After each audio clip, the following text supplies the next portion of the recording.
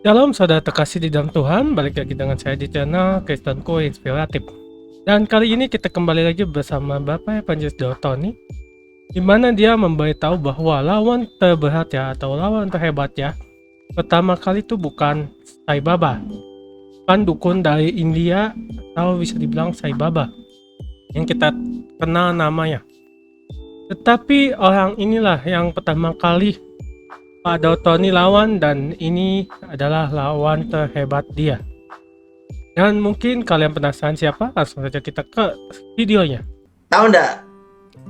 Lawan yang paling hebat adalah lawan yang mau mengakui dan belajar sama lawannya. Ngerti maksudnya, Thomas? Belum jelas, Pak. Bagaimana, Pak? Diperjelas, Pak. Misalnya ya, saya punya lawan, si A. Kita tidak boleh down atau rendah diri. Tapi kita harus belajar kenapa dia bisa hebat. Ya, Nah, betul, kalau Pak. kita tahu bagaimana dia hebat, artinya kita ini harus belajar dari lawan kita. Yes. Baru kita bisa mendapatkan cara untuk menghadapinya. Betul, Pak.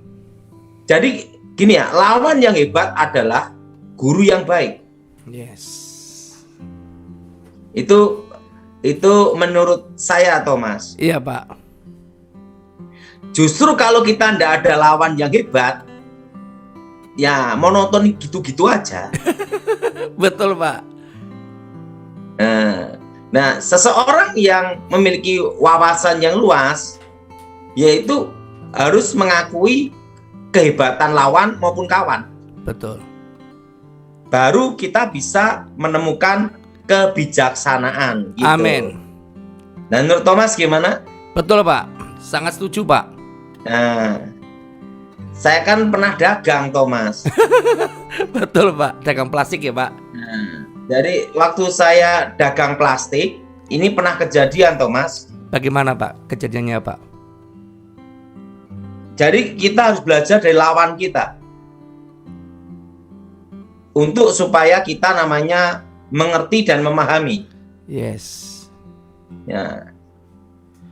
Suatu kali saya punya ayah, itu kan bantu kerja saya waktu itu.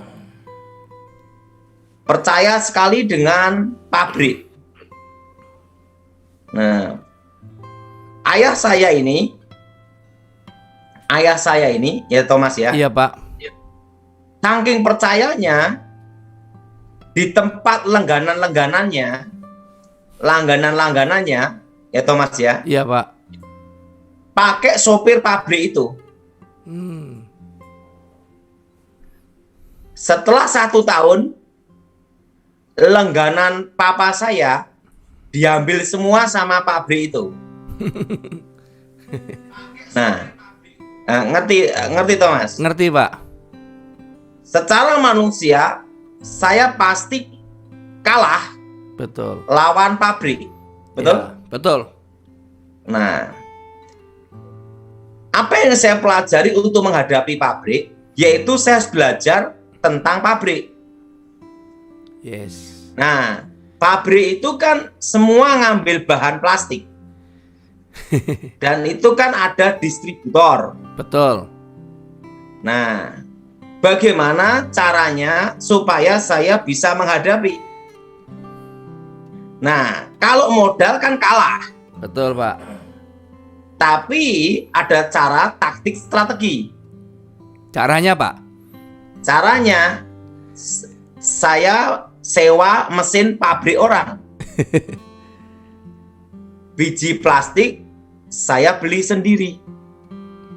Harganya bisa imbang. Ngerti Thomas? Ngerti, Pak. Ngerti gimana? Ya, supaya bisa seimbang, Bapak sewa mesin orang, Bapak beli biji plastik sendiri, Pak. Dan setelah itu, saya kan pernah jadi ke pabrik, jadi pegawai kasar untuk belajar campuran plastik. Oh. PE sama PP HDPE gitu tuh. Dari campuran dari politam, setelah itu campuran dari dari politam, polipropilin, tripolita, masplen, dicampur-campur gitu. Nah, dari campuran-campuran itu kan ada selisih harga gitu loh. Iya, Pak. Nah, di situ saya bisa menghadapi pabrik itu. Itu sampai 5 tahun itu, Thomas. 5 tahun, Pak. 5 tahun. Dan saya menang. Haleluya. Padahal itu di situ justru saya belajar dari lawan saya. Oh. Nah, jadi gini ya. Lawan jangan membuat kita rendah diri, Betul. atau kita minder atau patah semangat. Yes. Jadi kita harus belajar dari lawan kita. Yes. Kadang lawan itu ilmunya adalah menjadi guru yang terbaik. Amin.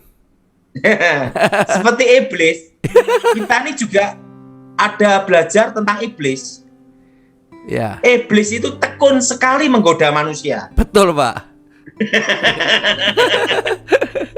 Dan ilmunya hanya 3. Harta, tahta, wanita, atau lawan jenis. Sekarang campur sejenis.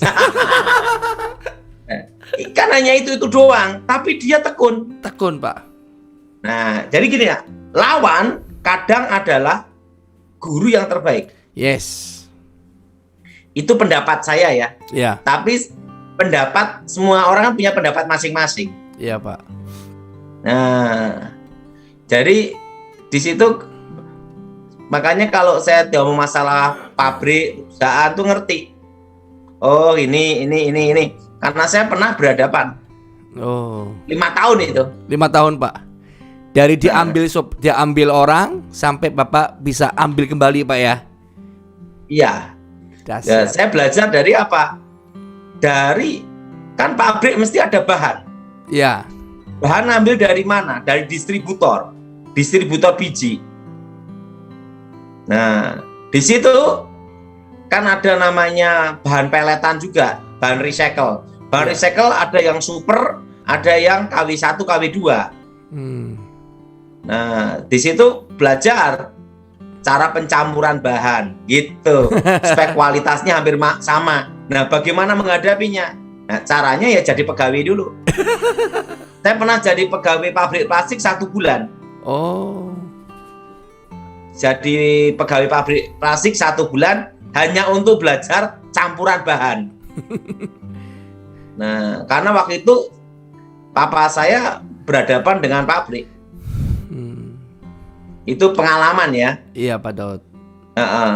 Jadi untungnya saya itu waktu kerja plastik itu sebelum menghadapi lawan yang berat, saya tahu belajar plastik jadi pegawai plastik dulu.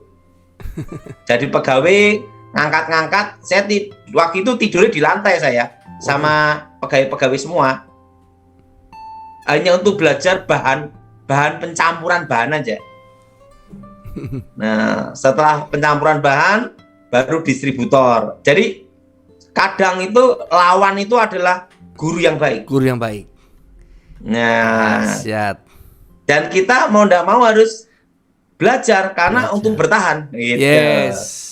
Nah, jadi dukung channel ini dengan cara subscribe, like, comment, and share supaya channel ini dapat membagikan khotbah yang membangun iman kita.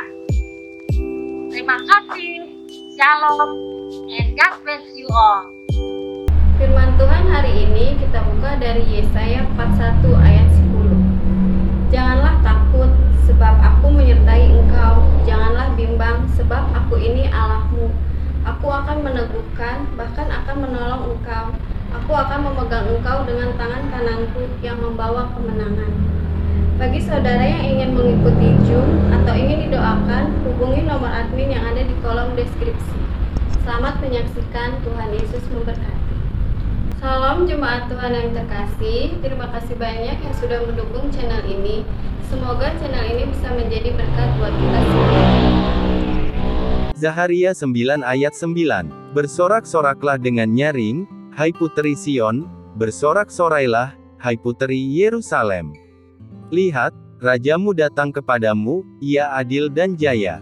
Ia lemah lembut dan mengendarai seekor keledai beban yang mudah. Zaharia 7 ayat 9-10.